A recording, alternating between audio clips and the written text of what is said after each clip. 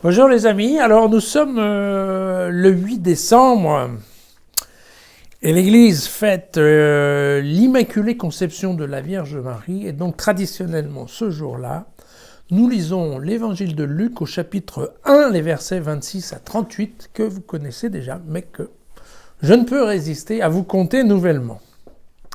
Le 6e mois, l'ange Gabriel fut envoyé par Dieu dans une ville de Galilée du nom de Nazareth, à une jeune fille accordée en mariage à un homme nommé Joseph, de la famille de David.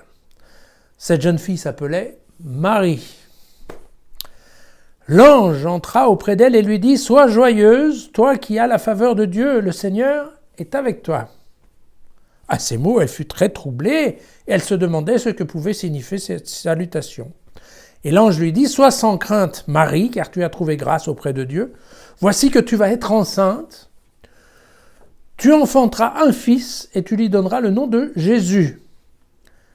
Il sera grand et sera appelé Fils du Très-Haut. Le Seigneur Dieu lui donnera le trône de David, son père. Il régnera pour toujours sur la famille de Jacob et son règne n'aura pas de fin. »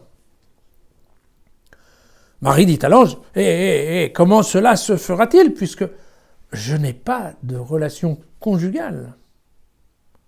Mais l'ange lui répond « L'Esprit Saint viendra sur toi, et la puissance du Très-Haut te couvrira de son ombre. C'est pourquoi celui qui va naître sera saint et sera appelé Fils de Dieu. Et voici qu'Élisabeth, ta parente, est elle aussi enceinte d'un fils dans sa vieillesse, et elle en est à son 6e mois, elle qu'on appelait la stérile, car rien n'est impossible à Dieu. Marie dit alors « Je suis la servante du Seigneur, que tout se passe pour moi comme tu me l'as dit. » Et l'ange la quitta. Voilà. Wow. Ça, c'est quand même un des beaux passages de l'Évangile, qu'on a déjà lu quand même pas mal de fois l'année dernière, mais qu'a priori on reprend encore.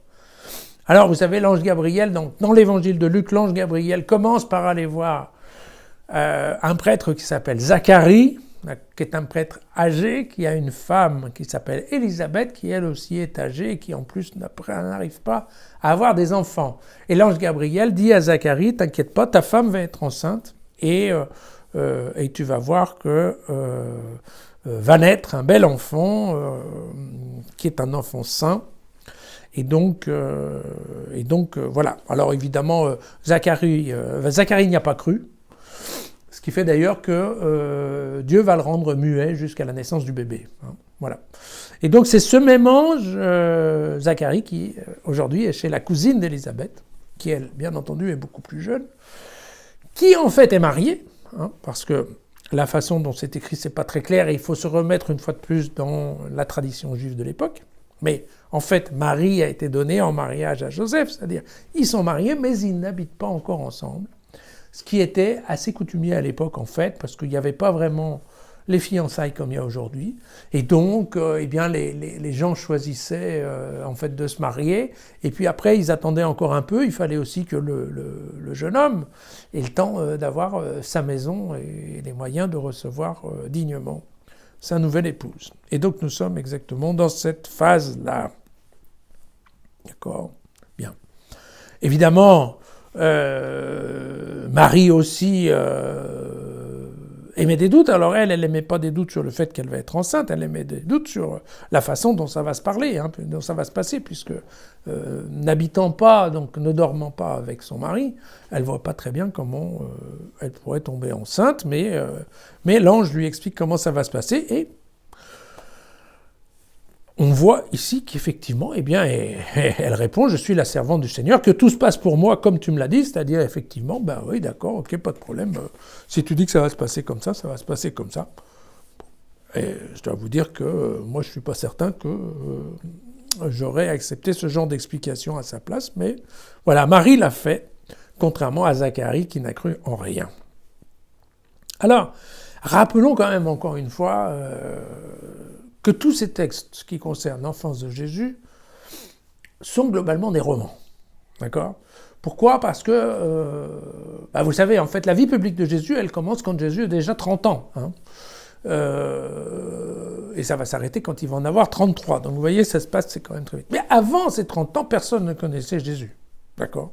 Il n'y avait aucun phénomène de foule, de public, personne ne savait rien de lui. Alors, évidemment, une fois que Jésus est devenu Jésus, qu'il a souffert, qu'il a été ressuscité, probablement, des gens qui l'accompagnaient jeune, alors on peut penser à ses frères, mais les frères et les sœurs de Jésus, ils n'étaient pas très bien vus dans la communauté.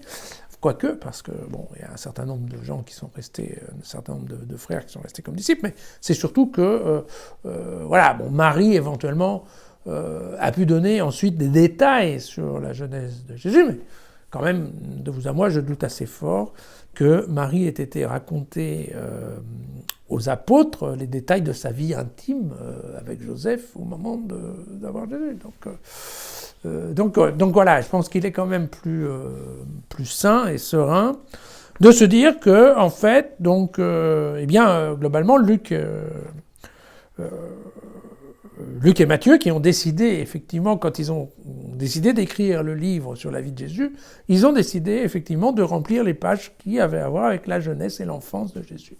Et donc, en fait, globalement, ils ont créé une œuvre littéraire à partir des documents qu'ils avaient, c'est-à-dire pas grand-chose, globalement, pour simplifier. Et puis, par contre, les textes de l'Ancien Testament, et un certain nombre de traditions orales qui devaient se propager ici et là. Bon. Alors, je pense que il faut faire attention parce que aujourd'hui, la fête, c'est l'Immaculée Conception, l'Immaculata de la Vierge Marie. Et il faut savoir donc que c'est un dogme qui est apparu au IVe siècle, était formalisé, apparu dans les fêtes, dans l'Église, dans la vie des premières Églises. À partir du IVe siècle, on parlait déjà de ça. Ça a été formalisé comme dogme officiel en 1854, vous voyez que c'est relativement récent, par le pape Pie IX. Et attention, tout ça n'a rien à voir avec la conception virginale de Jésus. C'est-à-dire qu'effectivement, nous, on entend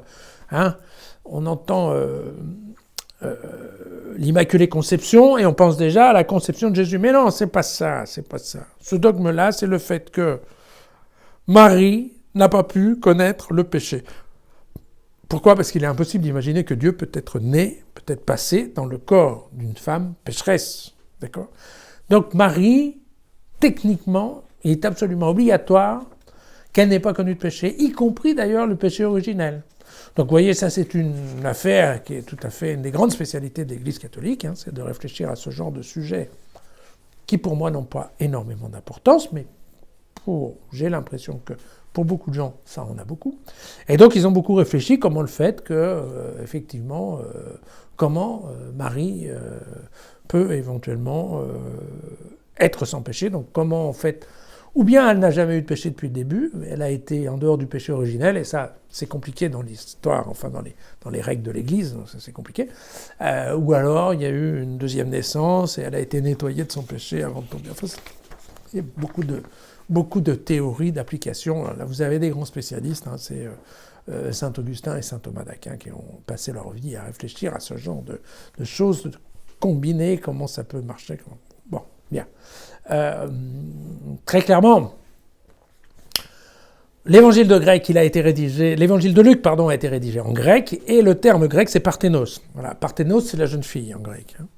Et c'est la jeune fille, c'est de là que vient Parthénon. Le Parthénon, c'était les meubles dans lesquels dormaient en fait les jeunes filles. Voilà. Mais ce qui est certain, c'est qu'à l'époque de Jésus, une jeune fille de bonne famille est de toute façon vierge. D'accord ? Donc il n'y a pas de question de...